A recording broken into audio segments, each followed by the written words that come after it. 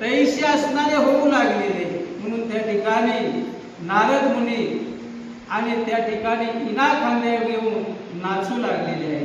लंके पुढे युद्ध दारुण राम करिला रणकंदन, हे मी देखेन आपण हरिचे उड्डाण करी नारद.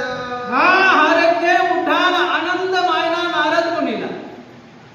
लंके पुढे काय होईन, रण होईल म्हणले आणि राक्षसाचा सेंदा होईल. प्रभू रामचंद्राची गुढी असणारी तिने तालामध्ये असणारे त्या ठिकाणी वस्त्र असं नारद मुनी म्हणू लागले आणि आनंदानं नाचू लागले. जेवी त्याची चवी जेविता जाणे, देवी वशिष्ठ नारदांचे नाचणे, ते सुख तीच भोगणे येरी पाने टकमका. त्या ठिकाणी चांगलं अन्न आहे, चांगलं अन्न खाल्ल्याशिवाय कळत नाही. अन्न मग चांगलं आहे पण कडईतच आहे. आपल्याला खायला काय, घावाच्या थाप्याची थाप्या आहे, नाथ माऊलीला थाप्याची थाप्या लिहून ठेवल्या, पण त्या आपल्याला त्याची चवच नाही.